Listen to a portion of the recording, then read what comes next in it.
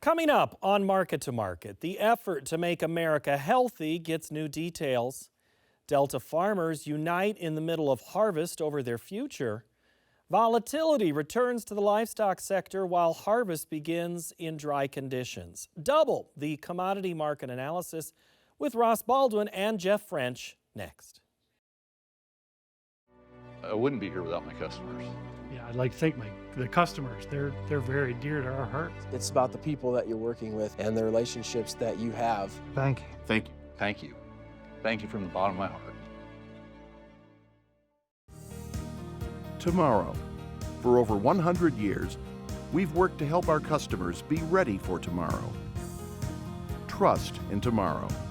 Information is available from a Grinnell Mutual agent today. This is the Friday, September 12 edition of Market to Market, the weekly journal of rural America. Hello, I'm Paul Yeager. We begin this week's inflation report with the wholesale picture. The Producer Price Index measures prices before they reach the consumer. That mark was off 0.1%. The year-over-year figure was up 2.6%. The core CPI looks at what you and I pay in the stores. That number increased 0.4%, while the core components like gas, groceries, and airfares pushed the Consumer Price Index higher by 0.3%. The Federal Reserve meets next week, and pressure remains on the independent governors to cut their key lending rate. The nation's health was at the center of the draft version of the Make America Healthy Again report this spring. Peter Tubbs looks at the latest version released this week and some of the impacts on agriculture. This week, the Make Our Children Healthy Again strategy report was released by the White House. The document was promoted as the final outline of federal actions to improve the health of America's children. Today's report outlines a bold framework to improve children's health through 128 targeted directives and strategies. In a departure from the preliminary assessment issued in May, the report avoids recommending limits on pesticide use in agriculture. The report describes the Environmental Protection Agency's current processes and methods as robust and encourages continued studying and monitoring of the effects of ag chemicals on children. The report also promotes reform of the review process without specifying what the reforms would be. Exposure to chemicals was identified as a concern, but few changes to current policy were proposed in the strategy. Language on the health risks of pesticides used in agriculture that appeared in the initial MAHA report in May did not appear in the strategy document released this week. Glyphosate and atrazine, which were specifically discussed in the May report, were not mentioned in the strategy document. CropLife America, a trade association of agrochemical companies, the National Corn Growers Association, and the American Farm Bureau Federation all issued positive reviews of the strategy.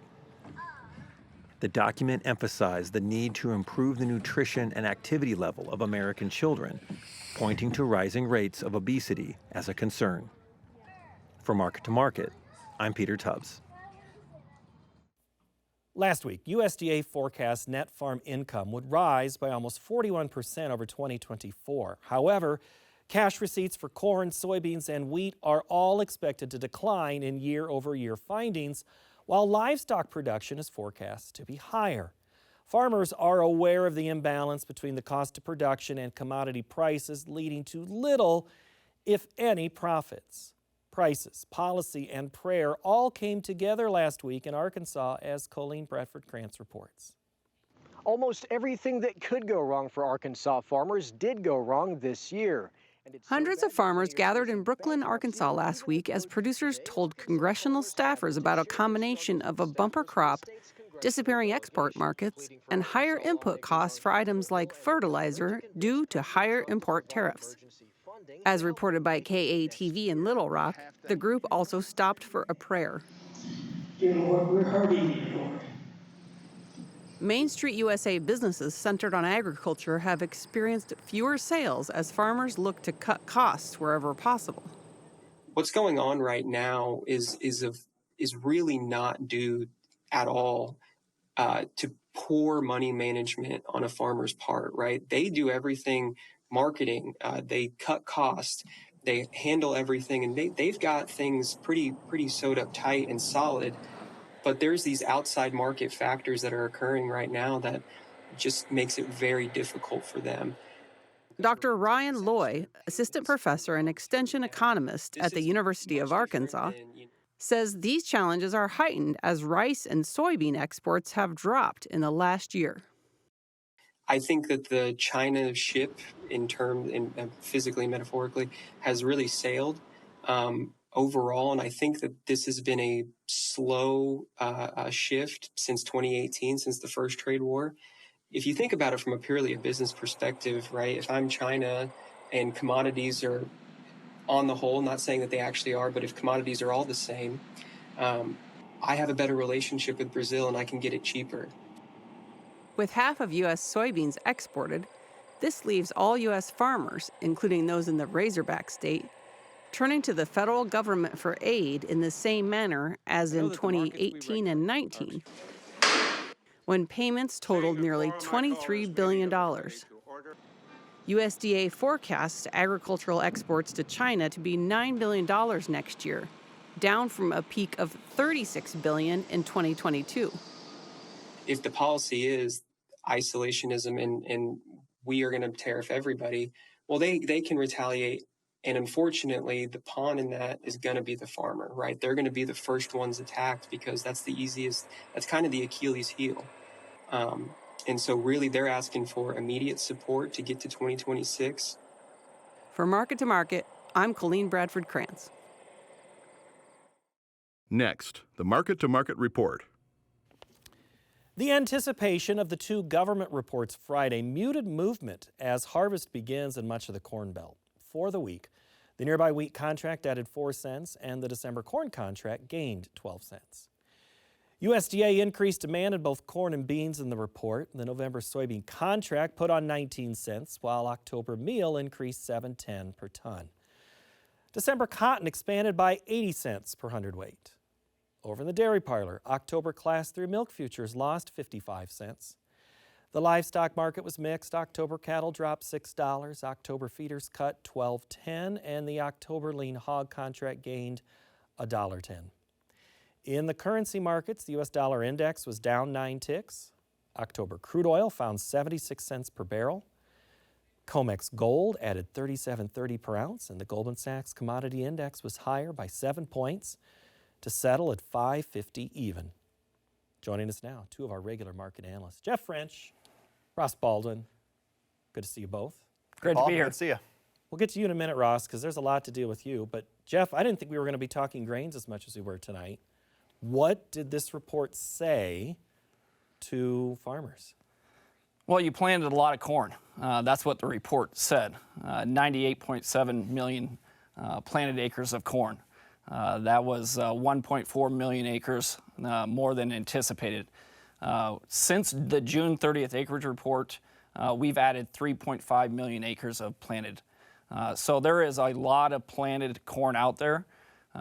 They did reduce the yield, but all in all, we are looking at a 16 billion bushel crop, one of the biggest on record.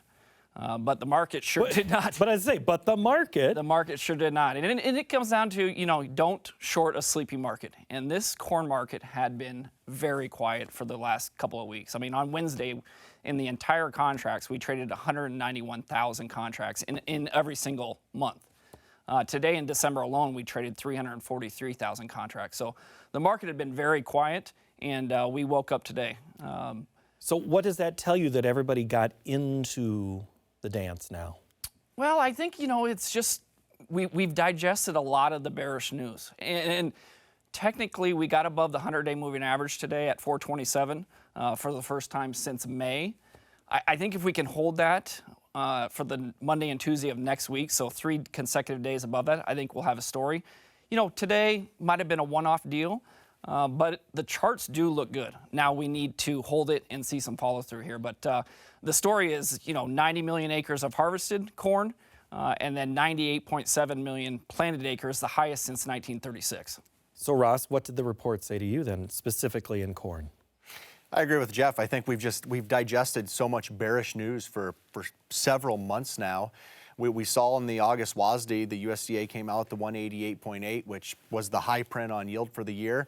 Dees corn made a low of 392 that day, and we never went back and took that low out. And I think, yeah, the USDA is plugging in some extremely large demand numbers here right now, but we just haven't thrown any new bearish news really at this market as yields coming down. So is this going to be the week we look back at? Corn did what it did, livestock did what it has done. Are we going to look back and say this is where one sold off and one started to buy? I think for sure this week we have. Is it a trend that sticks around? I don't think so. I think corn's still going to have a little bit of headwind, as Jeff said. I mean, we're still looking at one of the largest corn crops on record. I think this 430, you got the 200-day moving average up at 440 for Dees corn. I think corn's going to start to run into some resistance. I just don't see any reason to see a huge rally beyond the 200-day, especially as we're heading into the gut slot of harvest. So the feeder producer right now, are they feeling the biggest pinch in what happened today? From a corn price standpoint, I don't think so. I don't think it's a huge fundamental shift, especially as you look at cost of gain. I mean, with $2.40 fat cattle, you still, with corn at 430 and a lot of basis numbers at 40 under across the corn belt, you still got sub $4 cash corn. And from a cost of gain standpoint, you can still afford to pay quite a bit of money for feeder cattle when fat cattle are at $2.40. Now, if we would see a deeper sell-off, I mean, it'd take a much deeper sell-off, then it starts to become a different story. But right now, I don't think it's a material shift in the dynamics between the price of corn and the price of cattle. So the big story was going to be cattle this week. Why? The sheer volatility that we've seen across the markets. You had feeder cattle down limit on Tuesday. Live cattle did not trade down their daily limit, but this is the second week in a row that cattle have closed lower in the last several months. I think you'd have to go back to March, the last time that we had two weekly lower closes. So the million-dollar question always is the high end? And I think that's the question we all wrestle with in the cattle markets, because we're all so fearful when you have feeder cattle go to 370 and live cattle get almost a 245 on the board. It's rightfully so to wonder that question.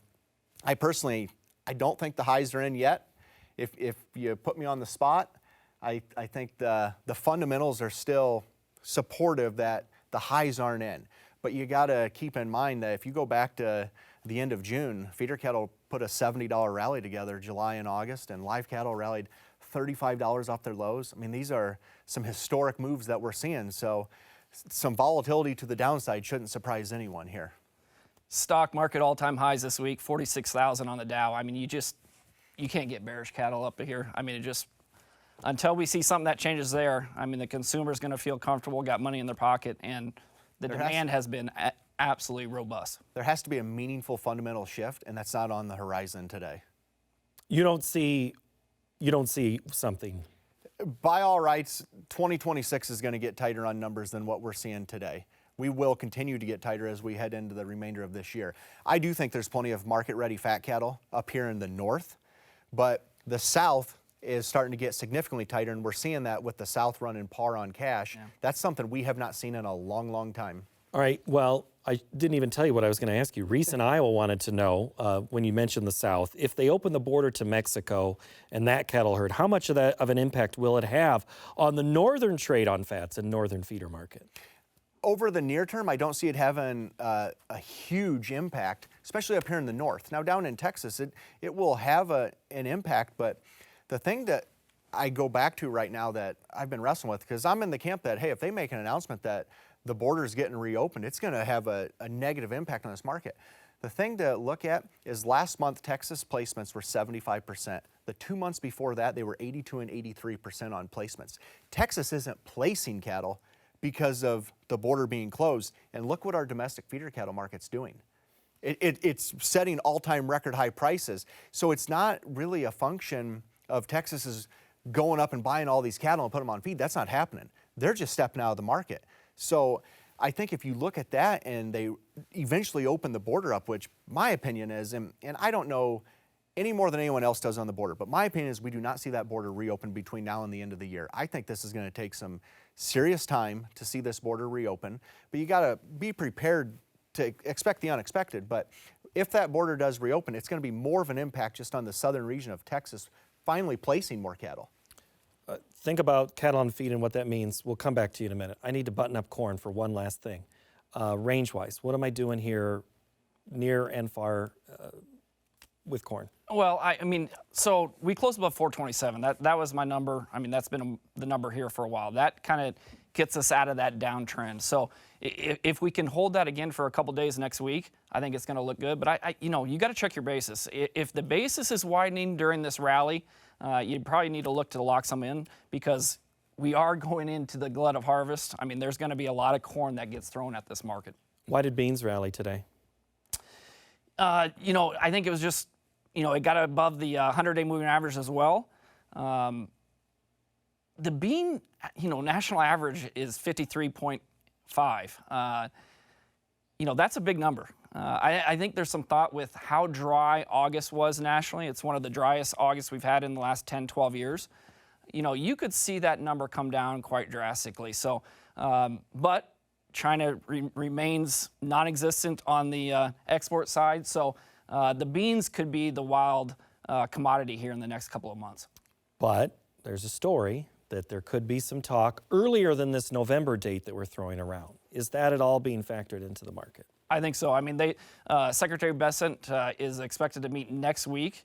So that could have got some of the short traders covering them. But yeah, absolutely. I mean, that would be welcome to the bean market. So are you sitting here holding right now on beans? I think if you get up in that 1050 to 1075 area, you might want to shake some loose, depending on, again, how your basis is. I mean, there's some tighter basis for some early beans if you can get to them here next week. But there's also some very wide bases out there. So, but if we get above that 1075, I would definitely look to re-own anything sold back on paper. We haven't been above 1075 since, October of last year. Let's go back to wheat. Not really a big report for them today. However, that was a positive green on the week. What does that mean?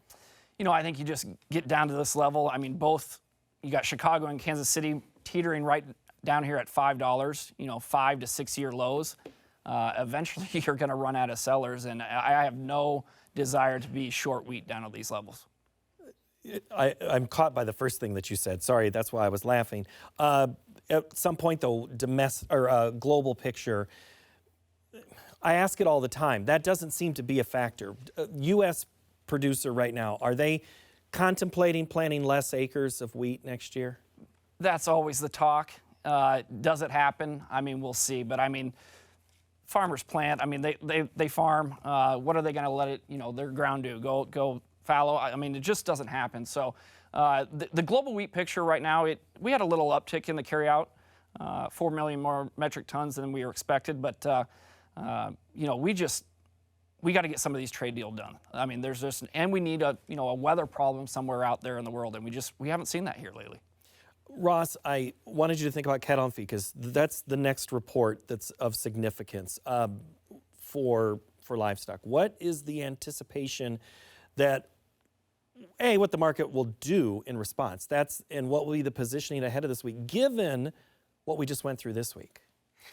I think the anticipation for the cattle on feed reports is going to be on feed's going to continue to stay tight and work lower, and the placements is going to continue to head lower also. And the biggest influence in that is the closure of the Mexican border, and the impacts that's having down in Texas is the largest area that it's impacting. Keep in mind, we import 1.2 to 1.4 million head of feeder cattle from Mexico every year. Year to date's 230,000 head. And we're almost heading into Q4. So, I mean, by the time this all settles out, it's going to be 1 million less head of feeder cattle that we're going to import, or less that we'll import from Mexico this year. So this story's not over.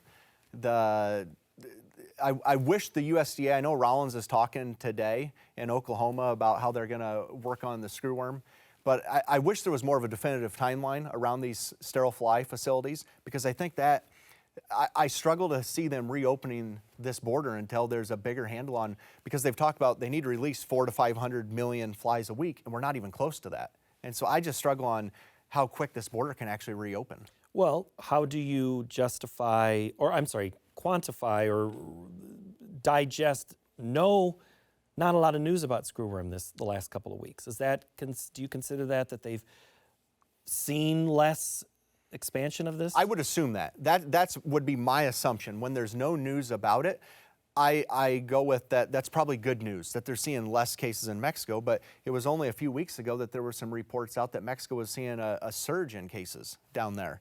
Now, there hasn't been any new cases that the USDA's came out and announced that it's getting closer to the border, which is a good sign to see. Screwworm's kind of an old story, though. I mean, you think? Every time it's brought up, the market, reacts less and less to it. I mean, if it is found in animals here, I mean, obviously it's going to have a knee-jerk low reaction, just like when it was found in the human here in the States. So, but, it's something now that we've been talking about for months. It's like anything, when the market trades it a few times, it becomes old news. Now, I agree with Jeff. If we were to get a case down south that screwworm's here, there's going to be a knee-jerk reaction to it.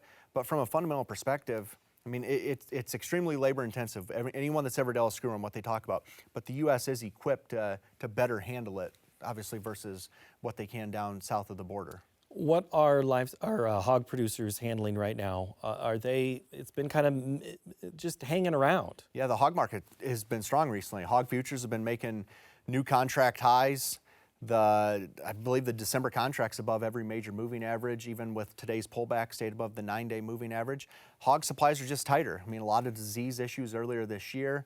Demand's been strong. The pork cutout's been on fire. I mean, the pork cutout's actually staying extremely strong, I believe around 114, 115 in a time period that it doesn't stay this strong.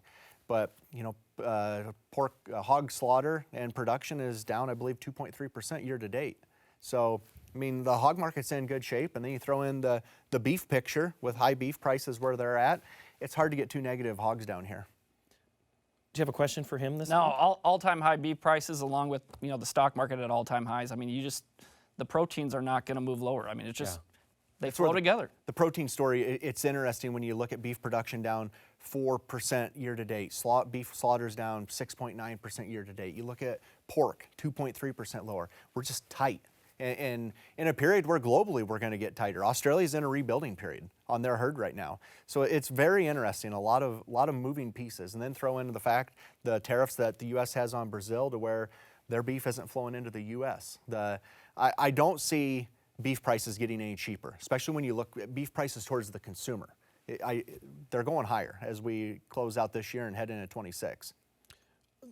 As we finish up here, Jeff, this report versus the harvest that is already started, which is the bigger influence come Monday morning? Well, I think we'll have a time to digest it, but I mean, the fact is we have a good crop coming. Is there some issues out there? Certainly. I mean, there's areas that have really bad issues with disease and then some drought conditions, but overall, we're going to have a pretty darn good crop coming. And the fact is the American farmer is, undersold if you look at historical levels, especially with the bigger crop. So I think you got to look at every 30 or 40 cent rally in the corn market and look at it as either laying off some risk on paper or a selling opportunity. Are we to the point where those who are on the combine in the middle of harvest, are they going to have to be paying attention? They can't just close up their information sources because there could be some strong volatility ahead here in the next 6 weeks? I mean, certainly. I mean, we had some strong volatility here to end out this week. Again, I think you got to watch that 100-day moving average. We do have some really stiff resistance up here in that 445 to 450 area. Okay. Lastly, Ross, when we talk about this consumer, Jeff keeps mentioning this consumer. Is that story ever going to rear its head? I mean, we talk about inflation each time. Is there ever a point that you look at or a report you look at that goes, okay, no, that's significant? I think there's no question when you look at the credit card delinquencies, credit card debt in this country, it's at alarming numbers. And there's no question inflation has been persisting for a few years now.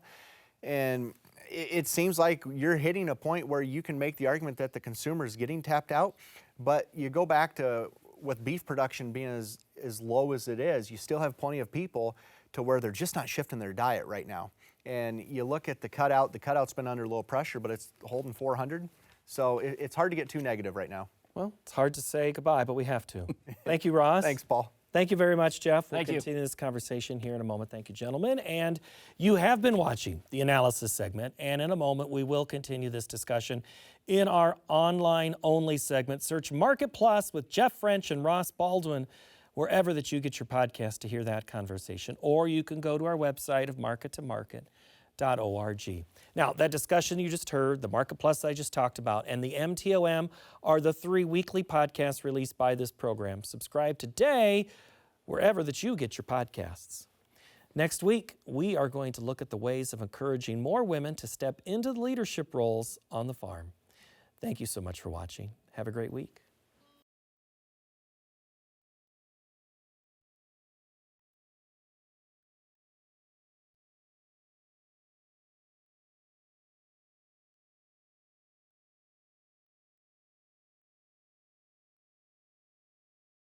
Market to Market is a production of Iowa PBS, which is solely responsible for its content. I wouldn't be here without my customers. Yeah, I'd like to thank the customers. They're very dear to our hearts. It's about the people that you're working with and the relationships that you have. Thank you. Thank you. Thank you. Thank you from the bottom of my heart. Tomorrow. For over 100 years, we've worked to help our customers be ready for tomorrow. Trust in tomorrow. Information is available from a Grinnell Mutual agent today.